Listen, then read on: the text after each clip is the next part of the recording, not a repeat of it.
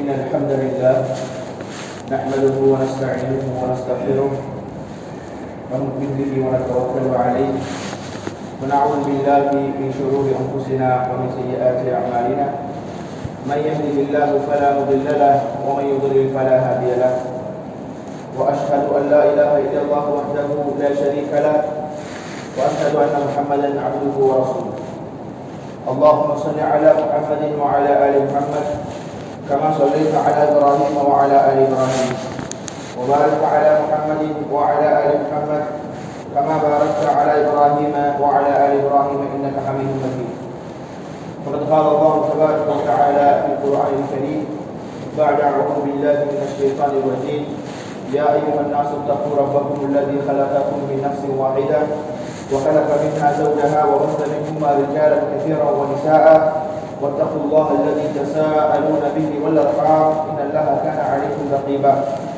يا أيها الذين آمنوا اتقوا الله حق تقاته ولا تموتن إلا وأنتم مسلمون ويا أيها الذين آمنوا اتقوا الله وقولوا قولا سديدا يصلح لكم أعمالكم ويغفر لكم ذنوبكم ومن يطع الله ورسوله فقد فاز فوزا عظيما أما بعد وإن أصدق الحديث كتاب الله وخير الهدي هدي محمد صلى الله عليه وسلم وشر الأمور محدثاتها وكل محدثة بدعة وكل بدعة ضلالة وكل ضلالة في النار سرور புகழும் புகழ்ச்சியும் மிகவல்ல அல்லாஹ் தாயின் அவனுக்கே உரித்தாகட்டும் அல்ஹம்துலில்லாஹ் அல்லாஹ் தஆலா எதையெல்லாம் நமக்கு ஏவிருக்கிறாரோ அதை இயன்றளவு நாம் எடுத்து நடப்பதோடு எதையெல்லாம் தடுத்திருக்கிறாரோ அதை முற்றுமுழுதாக தவிர்த்து நடக்க வேண்டும் என்ற செய்தியை முதற்கல் எனக்கும் உங்களுக்கும் ஞாபகப்படுத்திக் கொள்வதோடு இந்த ஜும்ஆவுடைய கடமையை நிறைவேற்றுவதற்காக வேண்டி வந்து அமர்ந்திருக்கும் நடுமை இஸ்லாமிய சகோதரர்களே, நாம் இன்றைய ஜும்ஆவிலே பார்க்க இருக்கக்கூடிய முக்கிய தலைப்பு இஸ்லாமிய பொருளாதாரம். இஸ்லாம் கூறும் பொருளாதாரம் என்ற ஒரு சில விடயங்களை தாண்டி இந்த தலைப்பு அமையப்பெறும் என்பதை ஆரம்பத்திலே சொல்லிக் கொள்கிறேன். அன்புக்குரிய இஸ்லாமிய சகோதர அன்பர்களே, எமக்கு தெரியும், இந்த உலக நடத்தைகளை பொறுத்தவரையில் இந்த உலக ஓட்டத்தை நாங்கள் பார்ப்போமையானால் ஒரு உலகமயமாக்கல் என்ற ஒரு குளோபலைசேஷன் என்பதாக சொல்லுவார்கள். எல்லாமே உலகமயமாக்கல் என்ற அந்த கருப்பொருளில் தங்கி உலகம் சென்று கொண்டிருப்பதை நாங்கள் பார்க்கிறோம். எதுவாக இருந்தாலும் உடனுக்குடன் பெற்றுக்கொள்ளக்கூடியதாகவும், அது மாத்திரமல்லாமல் நாம் ஒரு இடத்தில் வாழ்கிறோம் என்றால் அந்த இடத்தில் உள்ள வாழ்வாதாரம் சம்பந்தமான பல கருத்துகள், பல கொள்கை கோட்பாடுகள் இந்த உலகத்தில் காணப்பட்டுக் கொண்டிருப்பதை நாங்கள் பார்க்கிறோம். அதனுடைய அன்புக்குரிய இஸ்லாமிய சகோதரிகளே, அல்லாஹ் தஆலா எமக்கு இபாதத்து செய்வதை ஏறிருக்கிறார் என்பதை நாங்கள் அறிந்திருக்கிறோம். அவரை நாங்கள் வணங்கி வழிபட வேண்டும் என்பது எல்லோரும் அறிந்த ஒரு முக்கியமான ஒரு விடயம். அல்லாஹ் தஆலா குர்ஆனில் சொல்லியிருக்கிறார், வமா கலக்துல் ஜின்ன வல் இன்ஸ இல்லா லியஅபுதூன். அவனை வணங்கி வழிபட்டு அறிவதற்காக வேண்டி அல்லாஹ் தஆலா என்னை படைத்திருக்கிறார் என்பதாக அல்லாஹ் தஆலா தெளிவாக குர்ஆனில் சொல்லியிருக்கிறார். இருந்தாலும் இந்த வணக்கம் என்று சொல்லக்கூடிய இந்த அம்சத்தை இரு வகையான நாங்கள் நோக்கலாம். ஒன்று, நமது அன்றாட செயற்பாடுகளையும் வணக்கத்துக்குள் கொண்டு வரலாம். அது மாத்திரமல்லாமல் வணக்கம் என்று தனிப்பட்ட ரீதியில் நாங்கள் செய்யக்கூடிய வணக்க வழிபாடுகளை நாங்கள் குறிப்பிடலாம். ஆனால் நாம் இந்த தலைப்பின் அடிப்படையில் நாங்கள் இறை வணக்கம் என்பதை நாங்கள் பார்ப்போம். எப்படி என்று சொன்னால், அல்லாஹ் தஆலா எம்மை படைத்ததற்குரிய நோக்கங்களில் முக்கிய நோக்கம், முழுமையான நோக்கம் வணக்கம் தான், இபாதத். ஆனால் மற்றொரு சூரத்துல் ஹூதில் அல்லாஹ் தஆலா சொல்கிறான், ஹுவ அன்ஷஅக்கும் மினல் அர்தி வஸ்தஅமரக்கும் ஃபீஹா. இந்த பூமியில் இருந்து அல்லாஹ் தஆலா அவரை உருவாக்கி இந்த பூமியை வளப்படுத்துவதையும் அல்லாஹ் தஆலா எம்மிடத்திலே தந்திருக்கிறார். இந்த பூமியை வளப்படுத்தி இந்த பூமியை வளமான பூமியாக மாற்றி அல்லாஹ்வுடைய பிரதிநிதிகளாக நாம் இந்த உலகில் வாழ்ந்து மரணிக்க வேண்டும் என்பதையும் அல்லாஹ் தஆலா சொல்லியிருக்கிறதை நாங்கள் பார்க்கிறோம். எனவே இபாதத் என்று சொல்லும் பொழுது முழுமையாக அடங்கினாலும் கூட தனிப்பட்ட வணக்க வழிபாடுகளை மாத்திரம் ஒரு அடியான் முற்றுமுழுதாக கவனம் செலுத்த வேண்டும் என்பதை அல்லாஹ் எங்கேயும் சொல்லவில்லை. மாற்றமாக அதனுடன் சேர்த்து இந்த உலக நடத்தைகளையும் இந்த உலக விடயங்களையும் நாங்கள் கவனித்துக் கொள்ள வேண்டும் என்பதை இரண்டாவது நாம் சொன்ன இந்த குர்ஆனிய வசனத்தின் மூலமாக புரிந்து கொள்ள எங்களுக்கு இலகுவாக முடியும். எனவே அன்புக்குரிய இஸ்லாமிய சகோதரர்களே, அல்லாஹ் தஆலா இந்த பூமியை வளப்படுத்தும் பொறுப்பையும் இந்த உம்மத்துக்கு எமக்கு தந்திருக்கிறார். ஆனால் துரதிர்ஷ்டவசமாக நாங்கள் பார்க்கிறோம், இந்த பூமியை அதனுடைய வளங்களை கொண்டு வளப்படுத்தக்கூடிய முயற்சிகளில் நாம் ஈடுபடுவது ரொம்பவும் குறைவான ஒரு அம்சமாகத்தான் இருக்கிறது. மாற்றமாக மாற்று மதத்தவர்கள் அல்லது இஸ்லாம் என்ற மார்க்கத்தை தன்னுடைய மார்க்கமாக கொள்ளாதவர்கள் இந்த பகுதியில் மார்க்கத்தையே தள்ளிவிட்டு முழுக்க முழுக்க இந்த உலக விடயங்களில் கருத்தனை செலுத்துவதை நாங்கள் பார்க்கிறோம். எனவே அன்புக்குரிய சகோதரர்களே, மார்க்கம் இங்கே சொல்லக்கூடிய விடயம் என்னவென்றால் ஒரு நடுநிலைமையான பார்வை, ஒரு நடுநிலைமையான கண்ணோட்டம், எமது செயற்பாடு நடுநிலையாக இருக்க வேண்டும். ஒரு சிலர்களை போன்று மார்க்கம் என்பதே தேவை கிடையாது, அல்லது மார்க்கம் அது இபாதத்துக்கு மாத்திரம்தான் என்பதாக மார்க்கத்தை நாங்கள் புறந்தள்ளிவிட்டு, குறிப்பாக ஏன் மதத்தவர்களை பார்த்தாலும் கூட மதங்கள் என்பது வேறு, உலக நடத்தைகள் அதாவது அறிவியல் விஞ்ஞானம் என்பது வேறு, இரண்டையும் வெவ்வேறாக பார்த்துவிட்டு மதத்தை சார்ந்தவர்களாக இருந்தாலும் தன்னுடைய புவியை வளப்படுத்துவதற்கு பொருளாதார மேம்பாடுகளுக்கு மதத்தை எடுக்கக்கூடியவர்களாக இருக்க மாட்டார்கள். இன்னும் ஒரு சாரார் மதமே கிடையாது, இறை நம்பிக்கையே இல்லை என்று சொல்லக்கூடிய சாரார் முழுக்க முழுக்க உலக நடத்தைகளை தன்னுடைய விடயங்களாக கொண்டிருப்பதை நாங்கள் பார்க்கிறோம். இஸ்லாமியர்களாகிய நாம் இதை எப்படி நோக்க வேண்டும் என்று சொன்னால் ஆன்மீக லௌகீக இரண்டு விடயங்களையும் சேர்த்து நோக்க வேண்டும். எனவே நம் பொருளாதார வளங்களை தேடி அல்லது இந்த உலகத்தை வளப்படுத்துவதற்காக நாங்கள் நுழையும் பொழுது மார்க்கம் காட்டிய அந்த வழியில் நின்று நாம் என்ன செய்ய முடியும்? இந்த உலகை கட்டியெழுப்பலாம், நாம் வாழக்கூடிய இந்த ஊரை கட்டியெழுப்பலாம், நாம் வசிக்கக்கூடிய வீட்டு நிர்வாகத்தை நாங்கள் சரியான முறையில் கொண்டு செல்லலாம் என்பது இஸ்லாம் சொல்லக்கூடிய பொருளாதார வழிகளை தந்திருக்கிறது. அன்புக்குரிய இஸ்லாமிய சகோதரர்களே, அந்த வகையில் இந்த உலக நடத்தைகளை நாங்கள் பார்ப்போமையாக இந்த பொருளாதார கொள்கைகள் மதமே கிடையாது அல்லது மத தேவையில்லை என்று சொல்லக்கூடிய பல இந்த பொருளாதார துறை சார்ந்த அறிஞர்கள் பல கோட்பாடுகளை இந்த உலகத்திற்கு வந்துவிட்டு சென்றிருக்கிறார்கள். நாங்கள் சொல்லலாம் கேபிட்டலிசம் என்று சொல்லுவோம், முதலாளித்துவ அந்த பொருளாதார கோட்பாடு. முதலாளித்துவ பொருளாதார கோட்பாடு எப்படி இருக்கும்? எல்லாருக்கும் தனிநபரை பொறுத்தவரையில் தான் முதலாளி, அதாவது தான் தன்னுடைய வளத்தை கொண்டு எது வேண்டாலும் செய்து கொள்ளலாம், எந்த தடையும் கிடையாது, எந்த நிபந்தனையும் கிடையாது, அவனுக்கு சரி என்று பட்டதை அவன் செய்யலாம்.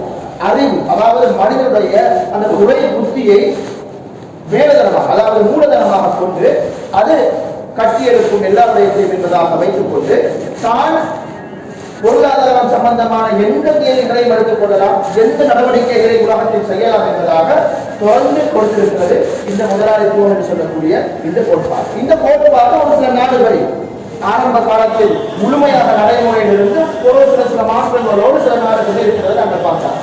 அதே போன்று இன்னும் ஒரு கோட்பாடு தான் கம்யூனிசம் என்பதாக சொல்லுவோம், அதாவது பொதுவுடைமை கோட்பாடு என்பதாக சொல்றாங்க. இந்த கோட்பாடை பொறுத்தவரையில் எல்லாமே அரசுக்கு தான் சொல்லும், ஆனால் அந்த அரசு என்ன செய்யும்?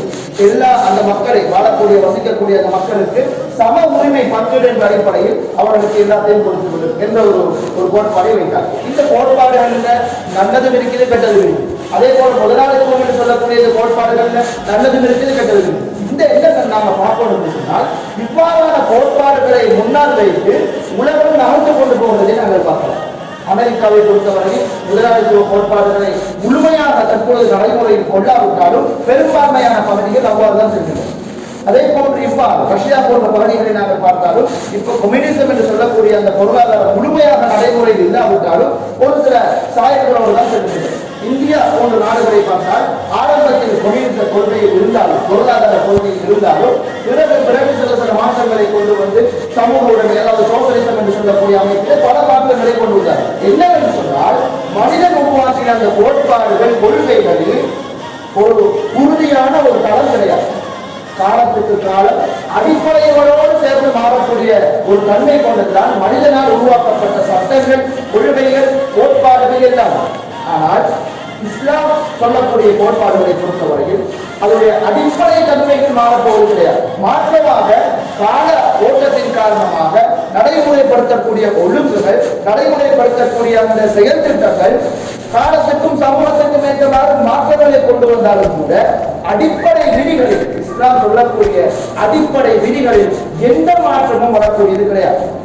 அந்த குர்ஆன் எனக்கு உலகம் அழியும் வரைக்கும் சொல்லக்கூடிய போதனைகள் எமக்கு நடவடிக்காக வேண்டியதான். அது மாத்திரமல்ல மாறப்போவது கிடையாது, உரை காண முடியாது என்பதை நாங்கள் புரிந்து கொள்ள வேண்டும். எனவே அன்புக்குரிய இஸ்லாமிய சகோதர சகோதரிகளே, நாம் இந்த பொருளாதார கோட்பாடுகளை பொறுத்தவரை கூட சாதாரணமாக நாம் என்னுடைய வீடை நிர்வாகித்தாலும் கூட எமது கிடைக்கக்கூடிய பணத்தை வைத்து அந்த பணத்தின் மூலமாக நாம் எவ்வாறு பொருளாதார மேம்பாடு செய்யலாம் அல்லது எவ்வாறு இந்த எமக்கு இருக்கக்கூடிய காணியை கட்டி எடுக்கலாம், பூமியை கட்டி எடுக்கலாம் என்ற யோசனை வர வேண்டும். அதை இஸ்லாம் சொல்லக்கூடிய வழிமுறைகள் தான்.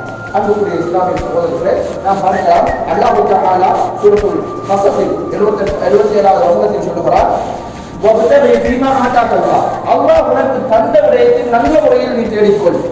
வதார் ஆகிராவை விட்டுவிடக்கூடாது, நாளை மறுமைக்காக வேண்டி நாம் உழைக்க வேண்டும். தொடர்ந்து அல்லாஹ் தஆலா சொல்கிறார், வல அன்ஸ மஸீபக ஃபிதுன்யா, இந்த உலகில் உனக்கு இருக்கக்கூடிய பங்கை கலந்துவிடாது.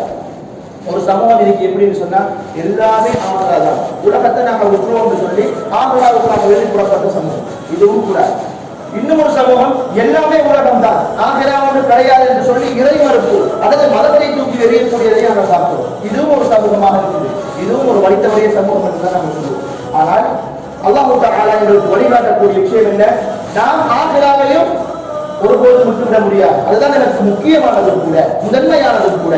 ஆனால் அல்லாஹ் தஆலா சொல்லுவான், இந்த உலகில் இருக்கக்கூடிய உனது பங்கை, உனது பகுதியை நீ மறந்து விடாது. உலகைக்காக வேண்டி நீ உழைக்க வேண்டும், இந்த உலகில் உனக்காக வேண்டி நீ உழைக்க வேண்டும். அதான் சொல்லுவார்கள், உள்ளத்திற்குள் உலகம் வந்துவிடக் கூடாது, ஆனால் உலகத்தின் உள்ளத்தில் நாம் இருந்து கொள்ளலாம் என்று இஸ்லாமிய சமூகத்திலே நாம் நன்றாக புரிந்து கொள்ள வேண்டிய விஷயம் என்னவென்று சொன்னால், இரண்டையும் நாங்கள் நல்ல முறையில் ஒரு பேலன்ஸான ஒரு பார்வையோ ஒரு நடுநிலை பார்வையோடு தான் பார்க்க வேண்டும். அல்லாஹ் குர்ஆனிலே சொல்கிறான், சும்மா முக்தஸிலாக சொல்லுவோம். அல்லாஹ் குர்ஆனை தெளிவாக சொல்கிறான். அரபியிலே பொருளாதாரத்துக்கு இக்திசாத் என்பதாக அரபியிலே சொல்லுவார்கள். இக்திசாத் என்ற சொல் அல்லாஹ் தஆலா குர்ஆனில் தெளிவாக நேரடியாக பாவித்திருக்கிறானா என்று கேட்டால் இதனுடைய மூல சொல்களை அல்லாஹ் பாவித்திருக்கிறான். காசித், சஃபரன் காசித் என்பதாக குர்ஆனில் வரும். அதாவது நேரான, நடுநிலைமையான, ஒரு நீளமான என்று சொல்லக்கூடிய அர்த்தங்களை எல்லாம் இந்த அசத என்று சொல்லக்கூடிய வார்த்தை தாங்கி இருக்கிறது. எனவே அல்லாஹ் தஆலா அதைத்தான் சொல்றான், நாம் பொருளாதார விடயங்களிலும் நடுநிலைமையாக இருந்து கொள்ள வேண்டும், உலக விடயங்களில் ஆகுலா விடயங்களில் நடுநிலைமையாக இருந்து கொள்ள வேண்டும் என்பதாக அல்லாஹ் தஆலா ஆரம்பமாகவே இவ்வாறான விதிகளை எங்களுக்கு தந்திருக்கிறார். எனவே அன்புக்குரிய இஸ்லாமிய சகோதரர்களே, இப்போது நம்ம இஸ்லாம் கூறக்கூடிய இந்த பொருளாதார சட்டத்திட்டங்களுக்கு ஒரு குறிப்பாக இஸ்லாமிய பொருளாதாரத்தை பொறுத்தவரையில் இரு விதமாக நாங்கள் நோக்கலாம். சொல்லக்கூடிய விடயங்கள் எமது வீட்டிலிருந்து நாடு உலகம் வரைக்கும் பயன்படக்கூடியவைகளாக நாம் சரியாக விளங்கி அதை நடைமுறைப்படுத்தினார். அதிலே நாங்கள் நன்றாக பார்த்துக் கொள்ள வேண்டும். இஸ்லாம் கூறக்கூடிய இந்த பொருளாதார விஷயத்தை பொறுத்தவரை இரு வகைகளில் நாங்கள் பார்ப்போம். முதலாவது அடிப்படை விதிகள், இஸ்லாமிய பொருளாதாரம் தாங்கி இருக்கக்கூடிய அடிப்படை விதிகள். இரண்டாவது இஸ்லாமிய பொருளாதாரம் அந்த அடிப்படை விதிகளை தாங்கி இருப்பதோடு துணை விதிகள் என்பதாக நாங்கள் சொல்லுவோம், கோட்பாடுகள் என்பதாக நாங்கள் சொல்லலாம். ஒவ்வொரு கோட்பாடுகள் வரும், அந்த கோட்பாடுகள் கால சூழல் இடம் பொருள் ஆவி அந்த விடயங்களை பொறுத்து மாற்றம் பெறலாம். எனவே அதனுடன் ஒத்திருக்கக்கூடிய சில கோட்பாடுகளை பொறுத்தவரையில் இரு வகையாக நாங்கள் நோக்கும் பொழுது இரண்டாம் கட்டம் ஒரு சில குறுகிய சொற்ப கோட்பாடுகள், அது சமூகம் காலம் நேர ஓட்டங்களுக்கு ஏற்ப அது மாற்றங்களை கொண்டதாக இருக்கும். அது அந்தந்த ஆய்வாளர்கள், பெரும் இஸ்லாமிய சட்டக்கல அறிஞர்கள் அல்லது இஸ்லாமிய அந்த அறிஞர்களோடு மஷூரா ஒரு ஆலோசனை குழுவாக இருக்கக்கூடிய பொருளாதார துறை சார்ந்த அறிஞர்கள் இவர்கள் சேர்ந்து எடுக்கக்கூடிய அந்த முடிவுகள் தான் எங்களுக்கு ஒரு துணையாக இருக்கும். இவைகள் காலத்துக்கு காலம் மாற்றப்படலாம். எமது நாடாக இருந்தாலும் கூட எமது நாடு ஒரு டெமோக்ரசி கண்ட்ரியாக இருக்கும், அதாவது ஜனநாயக நாடாக இருக்கு. இந்த ஜனநாயக நாடை பொறுத்தவரையில் அமைச்சுகள் என்று சொல்லி பல அமைச்சுகளை ஒதுக்கீடு செய்து அதன் மூலமாக இந்த நாட்டை கட்டியெழுத்திக் கொண்டிருக்கிறார்கள். அந்த அமைச்சர்களுக்கு கூட இயலுமான ஆலோசனைகளை கொடுக்கிறார். அந்த ஆலோசனைகள் மூலமாக அவர்கள் திட்டங்களை நடைமுறைப்படுத்தலாம். ஆனால் இயன்ற அளவு எமக்கு சார்பான முறையில், அதாவது உத்த சார்பு என்று சொல்லாமல் குறிப்பாக நாங்கள் சொல்லக்கூடிய அந்த சார்பு, நாங்கள் சொல்லக்கூடிய அந்த கருத்துக்கள் முழு மக்களுக்கும் பிரயோஜனமாக இருக்கும். இஸ்லாமிய பொருளாதாரம் என்று சொன்னாலும் கூட அது முழு உலக மக்களுக்கும் ஒரு பிரயோஜனமான ஒரு கோட்பாடாக இருக்கும் என்பதை எங்களால் இயன்ற முயற்சிகள் மூலமாக சொல்லி வைக்கலாம், எங்களால் போன பிரதிநிதித்துவம் மூலமாக நாங்கள் சொல்லி வைக்கலாம். எனவே அன்புக்குரிய இஸ்லாமிய சகோதரர்களே, இவ்வாறு நாங்கள் இரு வகையாக, முதலாவது அடிப்படை விதிகள், இரண்டாவது அடிப்படை அல்ல, அதாவது பரடியத் என்பதாக சொல்வோம் துணை விதிகள். இந்த துணை விதிகள் மாற்ற சொல்லலாம். இவ்வாறு நாங்கள் இரு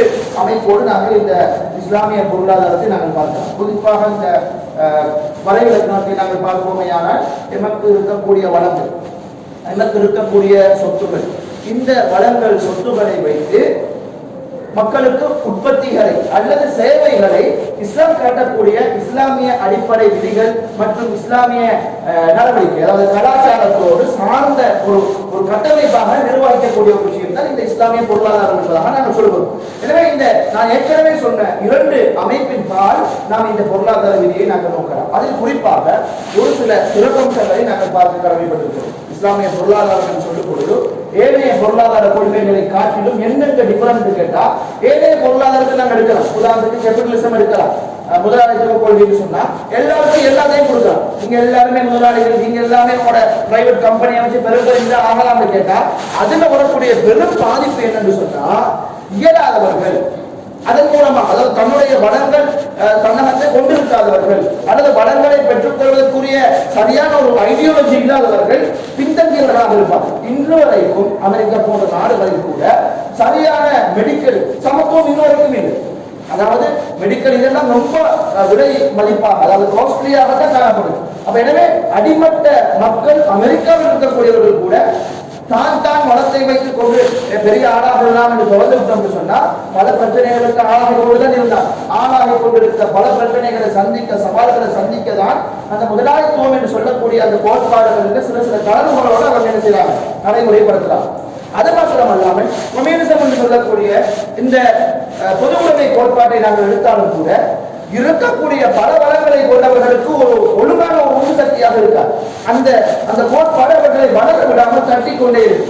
அவர்களுக்கு என்று சொல்லக்கூடிய அந்த சொத்துகள், அந்த வளங்கள், இந்த வளங்களை வைத்தவர்கள் இன்னும் உலகை அல்லது புவியை வளப்படுத்த முடியாத ஒரு நிர்பந்தத்துக்கு உள்ளாகுவார்.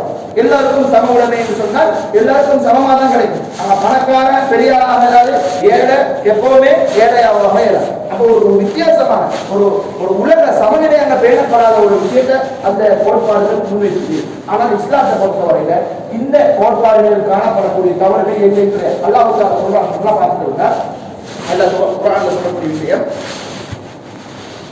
பூமி வானம் சகல விடயங்களும் அல்லாஹ்வுடைய சொத்து. இப்ப நாங்க என்ன பார்க்கிறோம்னா, ஏழை பொருளாதார கொள்கைகளை பொறுத்தவரை எவனுக்காவது கொண்டு போய் சேர்க்க தான் பார்க்கலாம். முதலாளித்துவ கொள்கைன்னு சொன்னா யார் யாரெல்லாம் பெரிய வளங்களை வச்சு செய்யறாங்களோ அவங்களோட சொத்து தான், வேற யாரையும் இல்லை. ஏதாவது ஒரு பெரிய ஒரு சமூக ரீதியான பிரச்சனைகள் அல்லது இவ்வாறான இயற்கை அனர்த்தங்கள், நாங்க தற்காலத்துல கூட இந்த COVID-19 மூலமாக பல பாதிப்புகளை பார்க்கிறோம். நாங்க கூட பாதிக்கப்பட்டிருக்கோம். எவ்வளவு பொருளாதார இறக்கம் ஏற்பட்டது என்பதை நாங்கள் பார்க்கிறோம். இவ்வாறான ஒரு சந்தர்ப்பத்தில் அவர்கள் என்ன செய்வார்கள், உணர்ந்து கொள்வார்கள், எனக்குரிய சொத்து இது அல்ல, எனக்கு மேல ஒரு சக்தி இருக்கிறது என்பதாக உணர்ந்து கொள்வார்கள். அப்படிப்பட்ட அந்த ஒரு செகுலரிசம் சொல்லக்கூடிய எல்லா மதமும் சம்மதம் சொல்லக்கூடிய அந்த அமெரிக்க நாட்டு ஜனாதிபதி கூட இந்த COVID-19 பிரச்சனையில எல்லாரோட கடவுளை பிரார்த்தனை சொல்லி சொல்றார். காரணம் என்ன? பிரச்சனைகள், கஷ்டங்கள் எங்கெங்கெல்லாம் வருதோ அங்க உணர்வான் எனக்கு மேல ஒரு சக்தி இருக்கிறது. அப்ப அல்லாஹ் இந்த பொருளாதாரத்தை இல்ல எந்த விஷயத்தை பார்த்தாலும் கூட சொத்துகள் யாருக்கு கேட்டா அல்லாஹ் புரியும். அப்ப இஸ்லாமிய பொருளாதாரத்தினுடைய முதல் சிறப்பம்சம் என்னவென்று சொன்னால், இது முஸ்லிம் அல்ல, அல்லாஹ்வுக்கு மாத்திரம்தான் இந்த ஆட்சி, சொத்து, இந்த உலகம், வானம் எல்லாம். அப்ப எனவே இது இலாஹ் என்பதாக சொல்லுவோம். அரபியிலே சொல்லுவார்கள் இந்த பொருளாதார கோட்பாடு இலாஹ், அதாவது ஒரு இறை சார்ந்த இறை வழிகாட்டல் சார்ந்த ஒரு பொருளாதாரம் தான் இந்த இஸ்லாமிய பொருளாதார கொள்கை. எனவே நாம் இஸ்லாமியர்களாக இருக்கக்கூடிய நாம் எப்பொழுதுமே நாங்கள் உணர்ந்து கொள்வோம், இந்த சொத்து எனக்கு கிடைச்சது அல்லாஹ். இந்த அல்லாஹ் அவன் நாடினால் எடுக்கக்கூடியவன், நாடினால் கொடுக்கக்கூடியவன். எடுத்தால் யாராலும் தடுக்க முடியாது, கொடுத்தாலும் யாராலும் தடுக்க முடியாது. எனவே பொருளாதாரங்கள் சொல்லும் பொழுது எங்களுக்கு என்ன வளங்கள் வந்தாலும், என்ன சொத்துகள் இருந்தாலும், அந்த சொத்துகள் எல்லாம் எமக்கு கிடைத்தது, எமது முயற்சிகள் அங்கே சம்பந்தப்பட்டாலும் கூட எமக்கு மேல் ஒரு சக்தி இருந்து கொண்டு அதை பார்த்து கொண்டும் அதை கொடுத்து கொண்டும் எடுத்துக்கொண்டும் இருக்கிறது என்பதை நாங்கள் உணர்கிறோம். எனவே அன்புக்குரிய இஸ்லாமிய சகோதரர்களே, இந்த பொருளாதாரத்தின் மிக முக்கியமான ஒரு அடிப்படை இதுதான். இதை நாங்கள் உணர வேண்டும். இது அல்லாஹ்வுடைய சொத்து. இது அல்லாஹ்வுக்குரிய அவ்வளவு எங்களுக்கு இருக்கக்கூடிய வடங்கள் அவ்வளவுமே அல்லாஹ்வுக்குரியது என்பதாக நாங்கள் வந்து சொல்லலாம். அதே போன்று மற்றொரு விஷயம்தான் ஈமான்.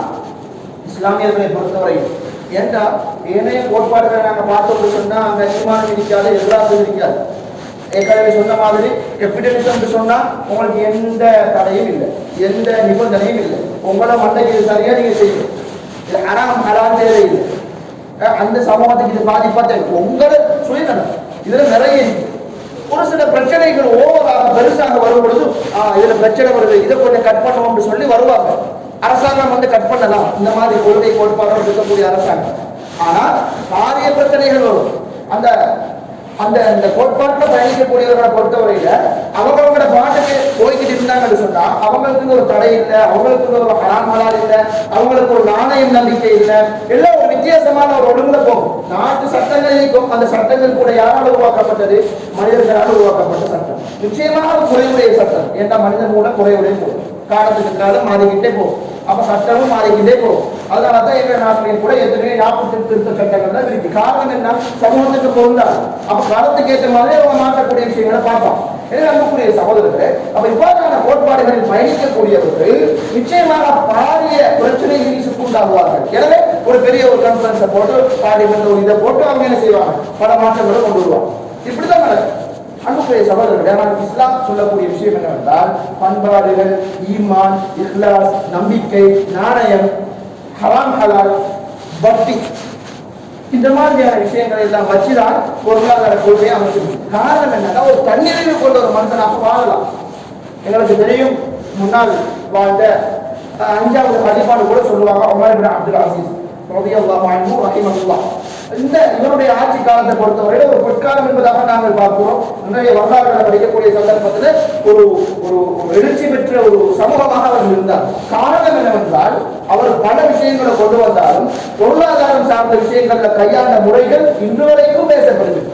எந்த அளவுக்கு இந்த சம்பவங்கள் இருக்கின்றன, இந்த சம்பவம் உண்மை பொய்கிறது இரண்டாவது. ஆனா இவ்வாறு அவருடைய கோட்பாடுகள் இருந்ததால் ஒரு ஓனாயும் ஆறும் ஒரே இடங்கள்ல மேயக்கூடிய காலம் கூட இருந்துச்சா. ஏண்டா பின்னால ஒரு சில அறிவிப்பு வரலாறு நாங்க பார்க்கலாம். சரிப்புலங்கள் இரண்டாவது. ஆனா என்ன நாங்க பார்க்கணும்னா ஜக்காத்து கொடுக்கக்கூடிய அந்த சிச்சுவேஷன்ல ஒரு ஆப்பிரிக்க நாட்டிலிருந்து வரக்கூடிய அந்த செய்தியை நாங்க பார்க்கிறோம். அந்த சந்தர்ப்பத்தில் உமர் இப்னு அப்துல் அசீஸ் சொல்றாரு, உங்களுக்கு ஜக்காத்துகள் நிறைய இருக்கிறது, அடுத்த நாடுக்கு தேவைன்னு உங்களை ஆட்களை பாருங்க, யாருக்கு கல்யாணம் முடிக்காதோ அவங்களுக்கு மகா கொடுத்து கல்யாணம் முடிக்கிறது. எல்லாம் நல்லா இருக்கிறாங்கன்னு சொல்லி ரிப்ளை போகும். திருப்பி அவங்க கடையில் இருக்காங்க, வேற என்னாவது வழியில பாருங்க, தேடுங்க. கடைசியில் அவங்களோட காடுகளில் இருக்கக்கூடிய அந்த விலங்குகளுக்கு நீங்க உணவு உதவி செய்ய வாங்கி போடுங்கன்னு சொல்றாங்க. அதாவது விலங்குகள் கூட, அந்த பகுதியில வாழ்ந்த விலங்குகள் கூட வயிறு நிறைந்து காணப்பட்டதாகத்தான் வரலாறுகள் சொல்லுது. ஏண்டா ஒரு தண்ணீரை கொண்ட ஒரு இடத்துல சண்டை பிடிக்கவோ பிரச்சனை பண்ணவோ தேவையில்லை, அவங்களை பார்க்க அவங்க வளர்ந்து கொண்டு போவாங்க. இதுதான் நடந்தது அந்த காலத்திலையும் கூட. மதிமதிப்புக்குரிய இஸ்லாமிய சகோதரர்களே, அப்ப இஸ்லாம் காட்டக்கூடிய அந்த சிறப்பம்சங்களை முதலாவது நாங்கள் பார்த்தோம், அல்லாஹ்வுக்கு சொந்தமான எல்லா சொத்துகளும் அவனுக்குரியதுதான். எங்களுக்கு எந்த ஒரு உரிமையும் கிடையாது. உலகத்திலே எங்களுக்கு உரிமை இருக்கிறது நாங்கள் சொல்லிக் கொண்டாலும் கூட அல்லாஹ்வுக்குரியதான் ஆட்சியும் சொத்து அதிகாரம் எல்லாம். அடுத்தது நாங்கள் பார்க்கிறோம் ஈமான் சொன்னோம்.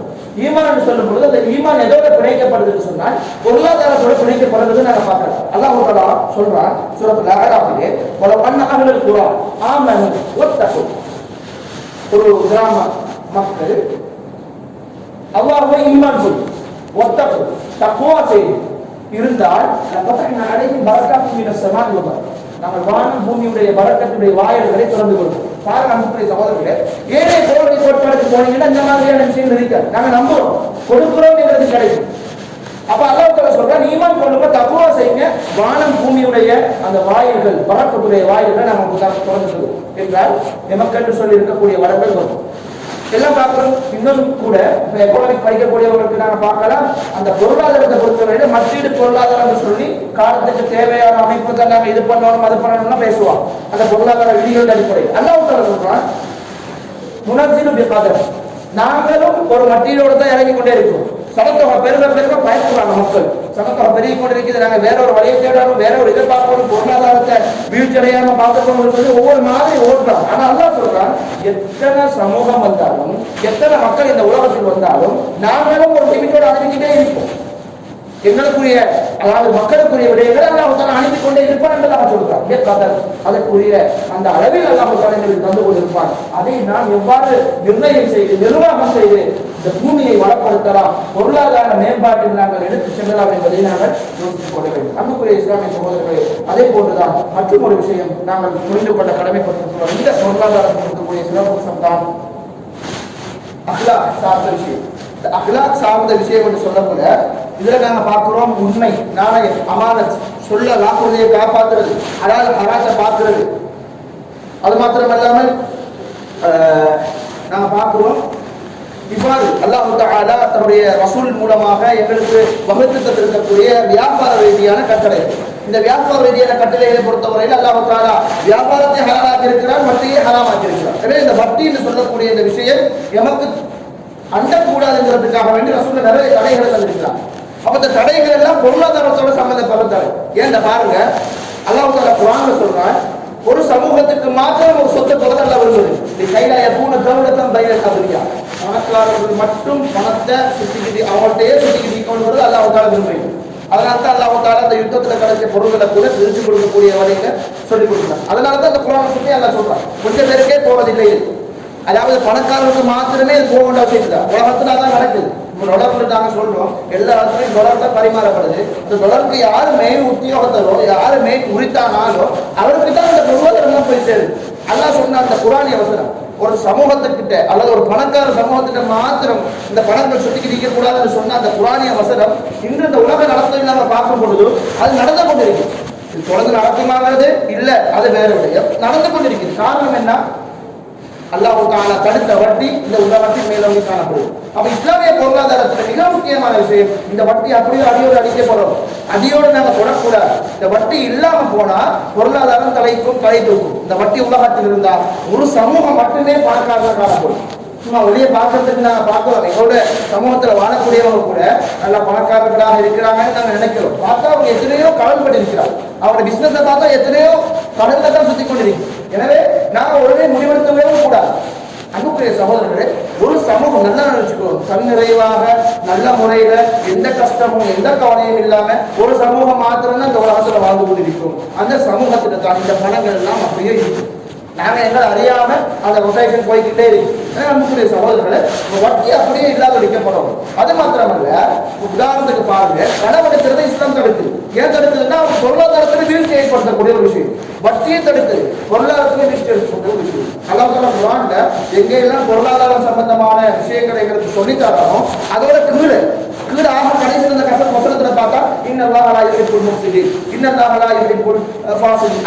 அதாவது கடைசியில பார்த்தோம்னு சொன்னா இந்த உலகத்துல ஃபசாத கிளப்புறவங்க நான் விரும்புறேன்னு சொல்லுவோம். மேல சொன்னா பொருளாதார சம்பந்தமா அல்லாஹ் தஆலா கை சொல்லுவான், கீழே பார்த்தா ஃபசாத கிளப்புறவங்க அல்லாஹ் தஆலா விரும்புறதில்லைன்னு சொல்லுவோம். ஏண்டா ஃபசாத்தை பொறுத்தவரையில அரபுல நாங்க டிக்ஷனரியில பார்த்தா கூட பார்க்கணும், corruption, ஒரு ஊழல் என்று சொல்லுவாங்க. இந்த ஊழல்ங்கிறது பல விஷயத்தை உள்ளடக்கி இருக்கு. உலகத்துல ஊழல் இல்லாத உலகம் நாடே இல்லைன்னு சொல்லலாம். அந்த அளவுக்கு இப்ப ஊழல் நிறைஞ்சு போயிருக்கு.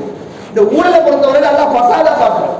அப்ப பொருளாதாரத்துக்கு மிக முக்கியமான ஒரு தடையாக அமைவது இந்த ஃபசாது. இந்த ஃபசாதை பொறுத்தவரையில வட்டி மூலமாக வரலாம், அல்லது கடன் மூலமாக வரலாம். இன்னும் என்னென்ன பொருளாதாரம் கீழே போறதுக்கு காரணியாக இருக்கிறதோ அவ்வளவு இந்த ஃபசாதுக்கு தரும். இந்த ஃபசாத காரணத்துக்கு அவங்க தண்டனையும் சொல்லியிருக்காங்க. எனவே பொருளாதாரம் தலைத்திருக்கிறதுக்காக வேண்டி இஸ்லாமிய பொருளாதாரம் சொல்லக்கூடிய விஷயம் என்னவென்றால், தடை செய்யப்பட்ட விஷயங்களை தவிர்த்து நடக்கணும்.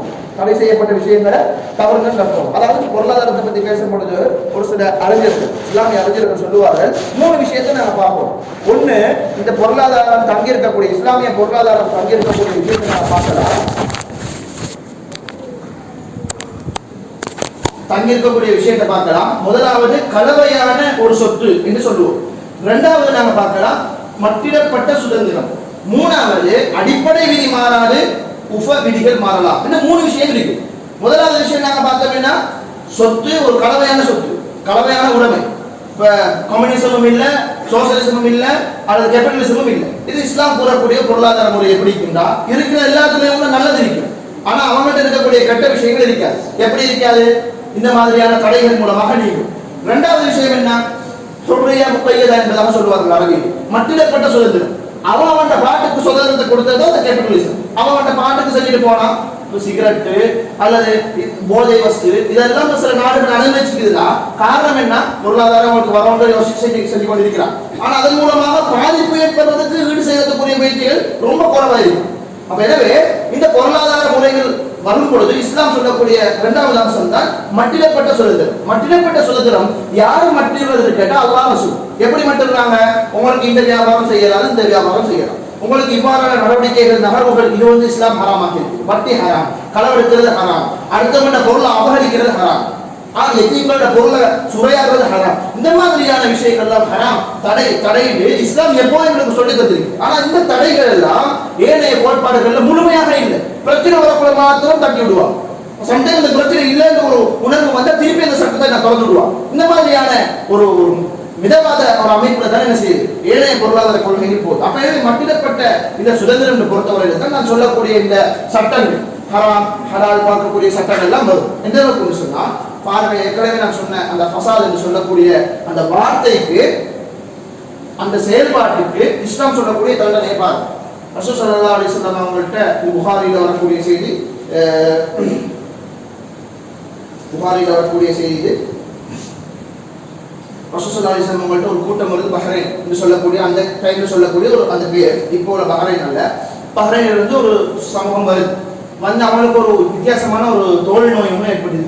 இந்த தோல் நோய் இல்லாம இருக்கிறதுக்கு ரசூலுல்லாஹ் அந்த சதக்காவுக்காக வேண்டி கொடுக்கப்பட்ட அந்த ஒட்டகங்கள்ல சிறுநீரையும் பாலையும் மிக்ஸ் பண்ணி அந்த ஒரு வைத்தியம், உங்களுக்கு தெரியும் இந்த சிறுநீர் ஒட்டக சிறுநீர்ல கூட மருத்துவம் இருக்குது. இதை மறுக்கிறவங்க சில பேர் இருக்கிறாங்கன்னு கூட வைத்தியத்துறை அதை இப்போ வரைக்கும் என்ன செய்யுது, உண்மையிலேயே அதுல நிவாரணம் இருக்குங்கிறத கைப்பற்றிருக்கிறாங்க. அது ஒரு பக்கம் இருக்க, இவ்வாறான ஒரு சிஸ்டத்தை ரசூல் ஸல்லல்லாஹு அலைஹி வஸல்லம் அவங்க செய்யும் படி ஒரு அந்த மேய்க்கிற ஆளோட என்ன செய்யறாங்க, அனுப்பி வைக்கிறாங்க. அந்த சிகிச்சையை செய்யறாங்க. அவங்களுக்கு எந்த பிரச்சனையும் இல்லை, நல்ல முறையில மீள்றாங்க. அந்த பிரச்சனையில இருந்து நல்ல முறையில மீள்றது மாத்திரம் இல்லாம கொஞ்சம் நாளைக்கு நல்லா சாப்பிடுறாங்க, நல்லா வாழ்றாங்க. காலப்போக்குல அந்த ஒட்டக மேய்ப்பாளனை வெட்டி போட்டு ஒட்டகத்துல அடிச்சுட்டு போயிடலாம். இந்த செய்தி ரசூல் ஸல்லல்லாஹு அலைஹி வஸல்லம் வரும் பொழுது ரசூல் ஸல்லல்லாஹு அலைஹி வஸல்லம் அவங்களை பிடிக்க வந்து சொல்றாங்க, பிடிச்சிட்டு கொண்டு வாங்க, அவங்களுக்கு நாங்க என்ன செய்வோம் தீர்ப்பு வழங்குவோம்னு சொல்லி கொண்டு வாங்கன்னு சொல்லி சொல்றாங்க. திருப்பி அந்த சமூகம் வருது, கொண்டு வரப்படுது. பிடிச்சு கொண்டு வரப்படக்கூடிய சந்தர்ப்பத்தில் ரசூலுல்லாஹ் கொடுத்த தண்டனை மாறுகை வெட்டி பாலைவனத்துல தூக்கி எறியப்பட்டார். தண்ணி கேட்கிறாங்க, தண்ணி கொடுக்கப்படல, கண்கள் எல்லாம் பிதுங்கியவாறு மரணித்தார்கள், செத்தார்கள் என்பதாக ஹதீஸ்ல இருக்கக்கூடிய விஷயத்தை பார்க்கறாங்க. இதான் அல்லாஹ் தஆலா குர்ஆன்ல எப்படி சொல்றான்னு கேட்டா, இன்னமா ஜஸாஉல் லதீன யுஹாரிபுனல்லாஹ வ ரசூலஹு, அல்லாஹ் ரசூலை சண்டையிடக்கூடியவர்கள், அதாவது போர் புரியக்கூடியவர்களை பொறுத்தவரையில் வயஸஅவுன ஃபில் அர்தி ஃபஸாத், அது மாத்திரமல்ல இந்த உலகில் ஃபஸாதை கிளப்பி திரிபவர்கள். இந்த ஃபஸாத் சொல்லும் பொழுது இந்த இவர்களுடைய செயல்பாடு ஃபஸாதுக்கு தான் ஒருத்தனை கொண்டு அவங்கள்ட்ட இருக்கக்கூடிய அந்த சொத்துக்களை அபகரித்து கொண்டு போறதுங்கிறது வந்து கொலை ஒரு பக்கம், அதோடு சேர்த்து இந்த கொலையை விட பாரதூரமான ஒரு விஷயம் தான் அடுத்தவங்க சொத்தை அபகரிக்கிறது. அதுல லிமிடேஷன் தான் இருக்குது. அதை ஆய்வாளர்கள் ஆய்வு செய்து இது கொலையை விட பெரிய ஒரு தண்டனைக்குரியதுன்றது கூட கொடுக்கலாம். ஏன்னா அல்லாஹ் குர்ஆன்ல சொல்றான், இந்த பூமியில ஃபஸாத கிளப்பி திரிபவர்களை பொறுத்தவரையில் அவர்களுக்கு தண்டனை யுகத்தல், அவர்கள் கொல்லப்படணும், அவ் யுஸல்ல அல்லது அறையப்படணும், அவ் துகத்தா ஐதீஹிம் அர்ஜுலுஹும் மின் ஹிலாஃப், அவருடைய மார்பை வெட்டி வீசப்படும், அவ் யூனிஃபார்ம் அல்லது அவர்கள் வீசப்படணும்ன்றத அல்லாஹ் தஆலா தண்டனையா சொல்றான். இந்த தண்டனையை யார் கையெடுப்பாங்கன்னு கேட்டா, இஸ்லாமிய ஆட்சி இருந்தால் அல்லது வேற கவர்மெண்டா இருந்தாலும் கூட இந்த சட்டமாக நாங்கள் நடைமுறைப்படுத்தோம் என்று வரும் பொழுது இவங்க என்ன செய்வாங்க, அதை பார்த்து கொள்வாங்க. அன்புக்குரிய இஸ்லாமிய சகோதரர்களே, இப்ப இஸ்லாம் ஃபஸாதை கிளப்புறதால பொருளாதாரம் வீழ்ச்சி அடையுது, பயங்கர வீழ்ச்சி அடையுது. அதனால பயங்கர தண்டனை கொடுக்குறாங்க, வாப்பா பயங்கர வீழ்ச்சி அடையுது. இதன் மூலமாக ஒத்த 2 பேர் சாவது கிடையாது, பல சமூகம் பல சந்ததியில அப்படியே இல்லாம போகுது, பல சந்ததிக்கு இது பாதிப்பாக மாறுது என்பதாக அல்லாஹ் தூதர் எங்களுக்கு சொல்லி தந்திருக்கிறாங்க ஹதீஸ் குர்ஆன்கள் மூலமாக. அன்புக்குரிய இஸ்லாமிய சகோதரிகளை நாம் விளங்கிக் கொள்ள வேண்டிய விடயம் என்னவென்றால், இஸ்லாம் கூறக்கூடிய இந்த பொருளாதார திட்டங்கள் தடைகளை பற்றி நாங்கள் படிக்க வேண்டும். அது மாத்திரமல்லாமல் ஏற்கனவே சொன்ன ஓரிரு சிறப்பம்சங்களாக இருந்தாலும் ஏனைய பல சிறப்பம்சங்களை நாங்கள் ஆர்வத்தோடு படிக்க வேண்டும். இந்த பொருளாதார கொள்கைகளை நடைமுறைப்படுத்துவதன் மூலமாக இஸ்லாமியர்கள் மாத்திரமல்ல ஏனைய சமுதாயமும் நிம்மதியான முறையில் ஒரு தன்னிறைவான ஒரு வாழ்க்கையை நோக்கி செல்லலாம் என்பதை உணர்த்தக்கூடியவர்களாக நாம் மாற வேண்டும். அல்லாஹ் ரப்பல் ஆலமீன் நம் அனைவரையும் தெளிவான சிந்தனையோடு மார்க்கத்தில் பயணிக்கக்கூடியவர்களாக ஆக்கிடுவானாம்.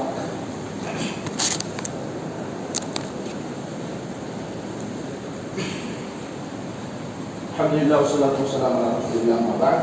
அன்புக்குரிய இஸ்லாமிய சகோதரர்களே, இஸ்லாம் கூறும் பொருளாதாரம் என்ற ஒரு சில விஷயங்களை நாங்கள் பார்த்தோம். இன்னும் ஏராளமான விஷயங்கள் இருக்கின்றன. அவைகளை நாங்கள் ஆர்வமாக படிக்க வேண்டும். இதன் மூலமாக நாம் பயன்பெற வேண்டும் என்ற நோக்கோடு இஸ்லாத்தை நாங்கள் பயணிக்க வேண்டும். அது மாத்திரமல்ல, பிற மதத்தவர்களுக்கு கூட இவ்வாறான நன்மைகள் இதன் மூலமாக எங்களுக்கு கிடைக்க பெறும். அது மாத்திரமல்ல, இந்த நாட்டில் இருக்கக்கூடியவர்கள் கூட நிம்மதியாக ஒரு பொருளாதாரம், நல்ல பொருளாதாரம் வளர்ந்த சமூகமாக இருக்கலாம் என்பதை நாங்கள் சொல்லிக் கொடுக்கலாம். அதன் மூலமாக நாம் எங்களுடைய பரஸ்பர உதவிகளை, அதே போல பரஸ்பரம் நாங்கள் வாழக்கூடிய உதவி ஒத்தாசையோடு வாழக்கூடிய சமூகமாக நாம் இருக்கக்கூடிய ஊரிலும் நாம் இருக்கக்கூடிய நாட்டிலும் வாழ்ந்து நல்ல முறையில் மரணித்து இஸ்லாத்தில் நல்ல முறையிலே நாங்கள் மரணிக்கக்கூடியவர்களாக இருக்க வேண்டும். இதன் மூலமாக அல்லாஹ் தஆலா எனக்கு சுவனத்தை தருவான் என்பதில் சந்தேகம் கிடையாது. எந்த அளவுக்கு என்றால், இந்த பலத்தை பயன்படுத்தணும் சொல்லக்கூடியதாக வரக்கூடிய ஏராளமான ஹதீஸ்கள் இருக்கு. ரசூல் ஸல்லல்லாஹு அலைஹி வஸல்லம் அவர்கள் சொல்கிறார்கள், அஹ்மதுல வரக்கூடிய செய்தி, இமாம் புகாரி தன்னுடைய இன்னொரு புத்தகம் அல் அதபுல் முஃபரத் என்று சொல்லக்கூடிய இன்னொரு புத்தகம். நாங்கள் ஹதீஸ் சொல்ல போனா புகாரின்னு சொன்னா புகாரிக்கு கிரந்தத்துல வரக்கூடிய செய்தி. ஆனா இவன் புகாரிக்கு இன்னொரு நிறைய புத்தகங்கள் இருக்கின்றன. அதுல நாங்க சொல்ற அது பயம் இல்லாம நம்ம எடுக்கலாம்னு சொல்லுவோமே ஹதீஸ்களை, அதுவே.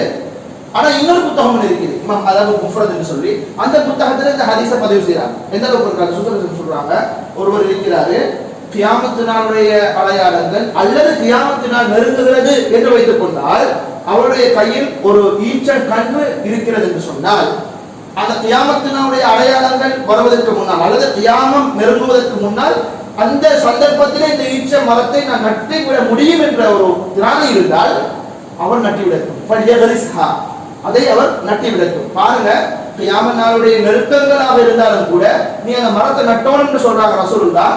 சம்டைம் இவருக்கு பின்னால் வரக்கூடிய அது எவ்வளவு பெரிய கால டியூரேஷனாக இருந்தாலும் சரி, அது கொஞ்சம் குறுகிய காலமாக, ஒரு அவராக இருக்கலாம் அல்லது 10 அவராக இருக்கலாம் அல்லது 10 நாட்கள் அல்லது ஒரு வருஷம் அல்லது 10 வருஷம் எப்படியாக இருக்கலாம், அது எங்களுக்கு முக்கியமல்ல. அவர் ஏதாவது வகையில் பிரயோஜனம் பெறுவார். அந்த மரம் காய்த்து தழும்பி பிரயோஜனம் பெறக்கூடிய ஒரு விஷயம் இருக்குது, அல்லது அவர் ஏனைய வகையில் பிரயோஜனம் பெறலாம் என்ற ஒரு விஷயத்தை கருத்துல கொண்டு நம்மகிட்ட வளம் இருந்தால் நாங்கள் உடனே அந்த வளத்தை என்ன செய்யணும், அந்த உருவாக்குவதற்காக வேண்டி முயற்சிக்கணும். அல்லாஹ் தஆலா குர்ஆன்ல சொல்றான், வலா துக்து சுபஹா அம்வாலக்கும், உங்களுடைய பணம் சொத்து இருந்தா மடையர்களுக்கு நீங்க போய் கொடுத்துறாங்க. இந்த மடையர்கள் என்று சொல்லக்கூடிய அந்த வார்த்தை பிரயோகத்துக்கு தஃசீரை நாங்க பார்க்கும் பொழுது உலமாக்கள் பல கருத்துக்களை சொல்லுவாங்க. சின்ன பிள்ளைங்க கொடுக்க கூடாதுன்னு சொல்லுவாங்க, அல்லது சரியான நிர்வாக டேலண்ட் இல்லாதவர்கிட்ட கொடுக்க கூடாதுன்னு சொல்லுவாங்க. இது மாதிரியான நிறைய விஷயங்கள் என்ன செய்வாங்க, சொல்லிக் கொண்டு போவாங்க.